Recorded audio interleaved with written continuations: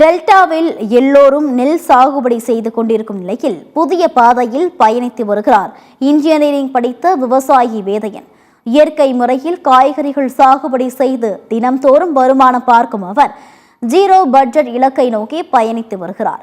திருத்துறைப்பூண்டி அருகே குறும்பல் கிராமத்தை சேர்ந்த விவசாயி வேதையன் சொல்லும் சுவாரஸ்ய தகவல்களை கேட்கலாம். நான் காய்கறி விவசாயம் பண்ணிட்டு இருக்கிறேன். இந்த பகுதியெல்லாம் காவிரி கடமடை பகுதி. இது எல்லாமே நெல் சார்ந்த பயிர்கள் தான் அதிகமாக செஞ்சுட்டு இருப்பாங்க. நான் மாற்றாக இருக்கணும் அப்படின்னு சொல்லிட்டு என்னோடய சொந்த இடத்துல கொஞ்சமாக காய்கறி பண்ணிகிட்ருக்கேன். இதில் கத்திரிக்காய், முருங்கைக்காய், பச்சை மிளகாய், பரங்கிக்காய், பாகற்கான்னு பண்ணிகிட்ருக்கேன். தின வருமானமாக எனக்கு இதில் 500லேருந்து 1000 ரூபாய் தின வருமானம் இருக்குது. அது மட்டும் இல்லாமல் எனக்கு ஒரு 30 கஸ்டமர் இருக்கிறாங்க.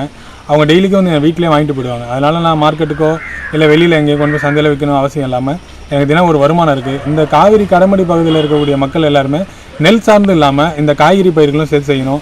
அதுலேயும் ஒரு தின வருமானம் இருக்குங்கிறது என்னுடைய வேண்டுகோள். ரெண்டாவது, அது மட்டும் இல்லாமல் நான் எல்லாமே இயற்கை வெளியில் தான் பண்ணிகிட்ருக்கிறேன். சொட்டு நீர் பாசனம் தான். இயற்கை வெளியில் நாங்களே இயற்கை உரங்கள், பூச்சி விரட்டி, எல்லாம் மீன் அமிலம், வேஸ்டி கம்போஸ்டர் எல்லாமே நாங்களே சொந்தமாக ரெடி பண்ணி நாங்களே இது இடுபொருட்கள், இயற்கை இடுபொருட்கள் பண்ணுறதுனால எங்களுக்கு லாபம் கொஞ்சம் அதிகமாக இருக்குது. இந்த ஆர்வம் எப்படி வந்தது உங்களுக்கு? எல்லாருமே ரசாயன உரங்கள் பண்ணுறதுனால, காய்கறிகளை சாப்பிட்றதுனால நிறைய நோய்கள் வருது.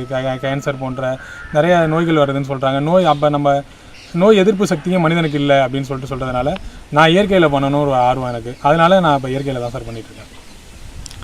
இப்போது எந்தெந்த பகுதியிலேருந்து இப்போ மாணவர்கள் பார்வையிட்டிருக்காங்கல்ல, அவங்களுக்கு எந்த மாதிரியான அறிவுரைகள்லாம் கொடுத்துருக்கீங்க? இன்றைக்கி காரைக்கால் பண்டித ஜவஹர்லால் நேரு வேளாண் கல்லூரி மற்றும் ஆராய்ச்சி நிலையத்திலேருந்து ஊரக கலைப்பயிற்சிக்காக ஒரு 10 மாணவிகள் வந்திருக்கிறாங்க. இந்த கத்திரிக்காயில் எப்படி பூச்சி தாக்குது, மிளகாயில் என்ன பூச்சி தாக்குதல் எப்படி இருக்குது, இதோடைய காய்ப்பு திறன் எப்படி இருக்குது, இயற்கையில் பண்ணுறப்ப இதோடைய வீரிய சக்தி, நோய் தாக்குதல் இல்லாமல் எப்படி வளருது, அது மட்டும் இல்லாமல் இது எப்படி மார்க்கெட்டிங் பண்ணுறோம், இது எல்லாமே இது என்ன, நார்மலாக பண்ணுற ரசாயன உரங்கள் பண்ணுறது என்ன, இயற்கைக்கு பண்ணுறது என்னன்னு சொல்லிட்டு நம்ம கலாய்க்கு வந்திருக்காங்க. அவங்களுக்கு நம்ம எப்படி என்னங்கிறத தெளிவாக நம்ம இன்றைக்கி சொல்லிக் கொடுத்துருக்குறோம். 2 நாள் கலைப்பயிற்சியில் நம்ம இடத்துக்கு அவங்க கலைப்பயிற்சி நம்ம சொல்லிக் கொடுக்குறோம்.